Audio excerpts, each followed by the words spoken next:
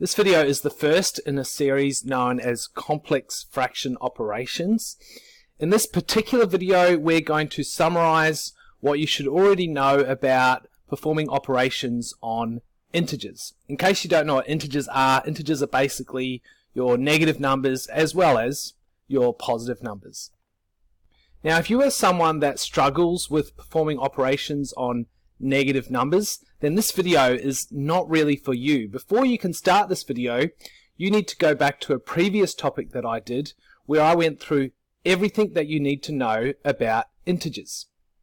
So in this summary, I have 4 dot points that I'm going to cover. The first dot point we have here says, when adding or subtracting integers, also known as positive and negative numbers, refer to the number line below. So I'll give you an example of this. Let's say we have the question -3 plus 5. How would you do that? Well, we do it on the number line.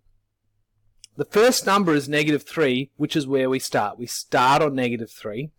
Notice that it says here that when you add, you go to the right, and when you subtract, you're going to go to the left. Now we're adding 5, so we're going 5 steps to the right. From the -3, I go 1, 2, 3, 4, 5, and I land on the number 2, also known as positive 2. That's our solution for our question below. Let's move to the next dot point.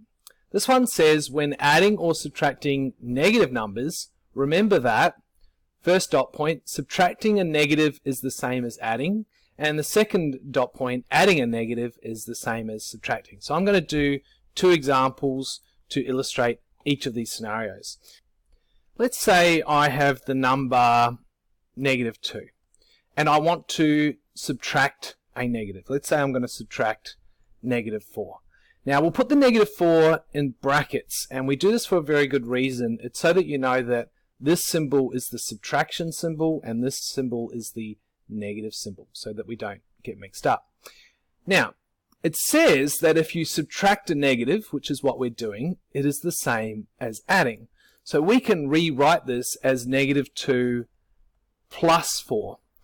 You'll notice that when this happens, you have 2 minus signs right next to each other. That's when they become a plus sign. Let's just work this out. What's -2 plus 4?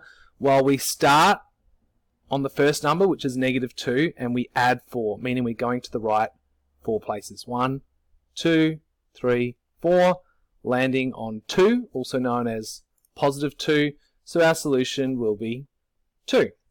Let's look at the next dot point where we're adding a negative. So let's say we had the number 3 and we add a negative number to this. Let's add -5 to our 3. Remembering that we put our -5 in brackets so that people know that this is a negative and not a subtraction symbol. We learned that if you add a negative, it's the same as subtracting. So what we can do is we can take these 2 symbols, the plus and the minus symbol, and we can change that to say 3 minus 5.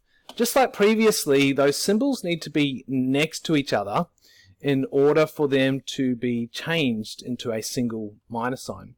Now we can work this out. We can work out 3 minus 5. In this scenario, we start at 3, and if we're subtracting 5, we're going to the left. 1, 2, 3, 4, 5. This time we land on -2. That's going to be our solution for this example. We're now going to move on to our next dot point, which is all about multiplying and dividing integers. The first scenario we have here is that 2 negatives make a positive.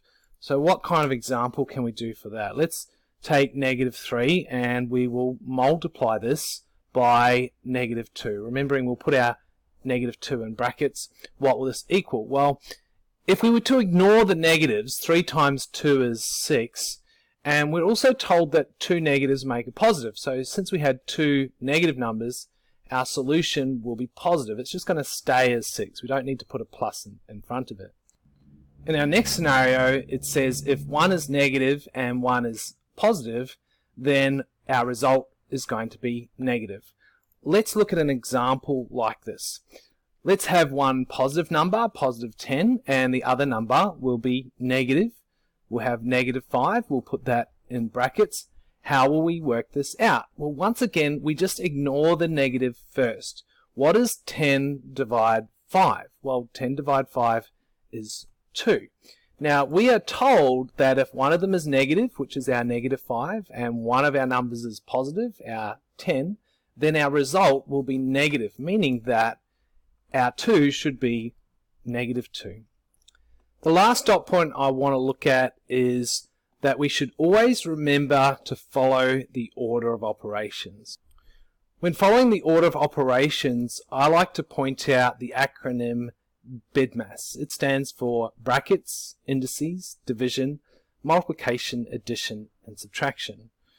Remember that brackets always comes first. If you ever see brackets in a question, that's where you go to first. Indices come second, but we're not going to have any questions with indices in it. Next is division and multiplication. Now, it's important to note that division and multiplication are equal to each other. Just because the D comes before the M doesn't mean that division always comes before multiplication. It works similarly for addition and subtraction. Even though the A comes before the S, addition doesn't always come before subtraction.